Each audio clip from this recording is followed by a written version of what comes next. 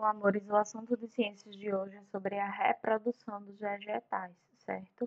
Presente na página 46, 45, 46, 47 e 48 do livro de vocês, tá? Me perdoem, eu não coloquei ali.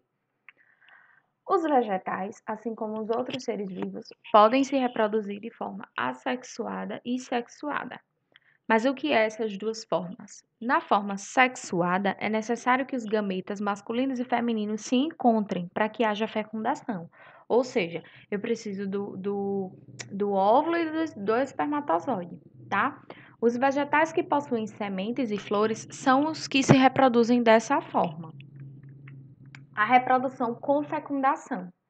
O órgão responsável pela reprodução dos vegetais é, na maioria das plantas, a flor, tá? Grande parte delas possui o androceu e o gineceu.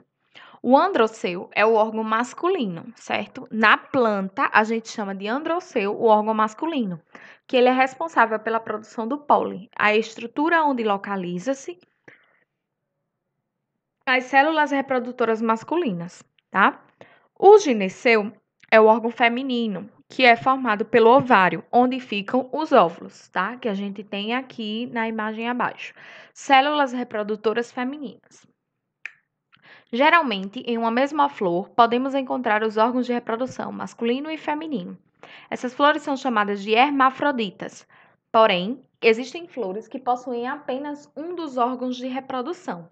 Nesse caso, existem as flores masculinas e as femininas, onde se formam frutos com sementes.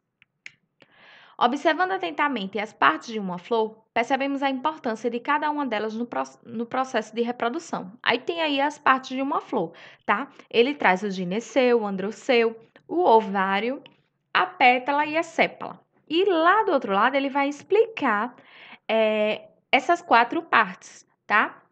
Cálice é a estrutura constituída por sépalas, que são aqui, ó, que tá aqui. Tipos de folhas que oferecem proteção à flor antes que elas desabrochem. Corola é formada de folhas denominadas de pétalas, certo? Tá aqui, que variam em cor, tamanho e textura, de uma espécie de planta para outra. Gineceu corresponde à parte feminina da flor. Nela encontramos os ovários, que armazenam os óvulos. Androceu é a parte masculina da flor. Possui filamentos onde encontramos os pólens, os grãos microscópicos. Lembrando que o ovário está presente, o ovário a gente encontra no gineceu, certo? Polinização. De forma semelhante ao que acontece com os animais, é preciso que as células reprodutoras masculinas do androceu, grãos de pólen, encontrem as células reprodutoras femininas do gineceu, os óvulos, para ocorrer a fecundação, como eu tinha explicado lá no início. A polinização acontece quando a flor está madura e o pólen é levado do androceu para o gineceu.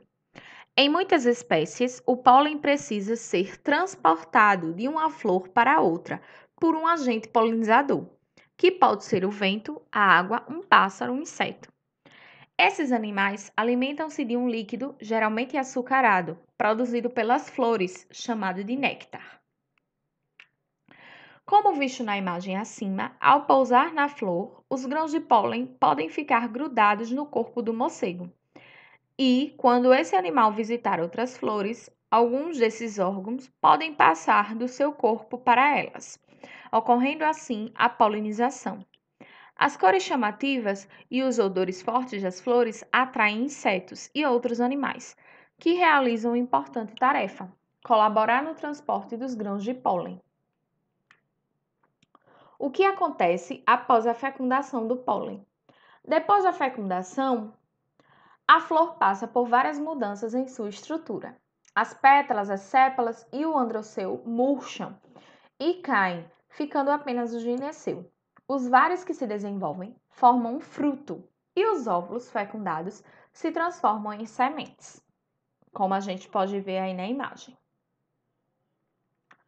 Germinação é a transformação da semente que vai dar origem a um novo vegetal da mesma espécie. Além de um bom solo e da água, as sementes precisam de luz para germinar. No começo, o embrião se alimenta de uma reserva de nutrientes da própria semente. Só depois que começa a desenvolver a raiz e o caule, é capaz de produzir o seu alimento e crescer. As sementes possuem as seguintes estruturas: camada protetora, embrião em seu interior e uma reserva de nutrientes. Quando ela cai em um local que lhe oferece condições propícias, que é de umidade, de temperatura e solo, acaba absorvendo água e aumentando de tamanho, o que faz com que sua camada protetora seja rompida e o embrião comece a se desenvolver. O vento, em alguns casos, pode espalhar sementes leves para o ambiente, e os animais que se alimentam de frutos, ao ingeri-los, eliminam as sementes junto com suas fezes. Esse mecanismo chama-se de dispersão de sementes e ajuda a plantar várias árvores. A reprodução sem fecundação. As plantas também possuem formas de reprodução sem fecundação, ou seja, elas têm a capacidade de se reproduzir sem a participação de flores ou sementes. Observe alguns exemplos. Há vegetais que conseguem se desenvolver a partir de suas folhas, do seu caule ou de suas raízes. É o que acontece com a roseira, que é as plantas que dão flores, certo? Se o ramo de uma roseira for plantado em um local adequado, como ele fez aí, ele pode se desenvolver formando um novo vegetal, formando uma nova roseira. Alguns caules, quando separados da planta mãe, são capazes de enraizar no solo e dar origem a uma nova planta. Ou seja, se você pegar um pedaço daquele caule e plantar, tem lá uma arvorezinha, corta o caule e planta em outro local, onde tem um solo fértil, adequado, ele vai se enraizar no solo e vai formar uma nova planta, tá? Ele trouxe aí como exemplo a batata, certo? É por isso que às vezes surgem pequenos brotos nas batatas que vão ficando envelhecidas. As batatas, quando a gente compra, elas não vão ficando assim, essas raízes, que no caso são brotos, né? Mas a gente chama de raiz. Ah, enraizou a batata. Na verdade, são pequenos brotos que surgem, tá? Há outras plantas, como musgos, samambaias e avencas, que não têm flores, frutos ou sementes. Elas se reproduzem através de estruturas chamadas de esporos. Observe.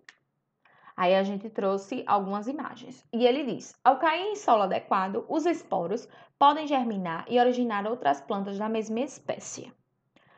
Qualquer dúvida no grupo do WhatsApp.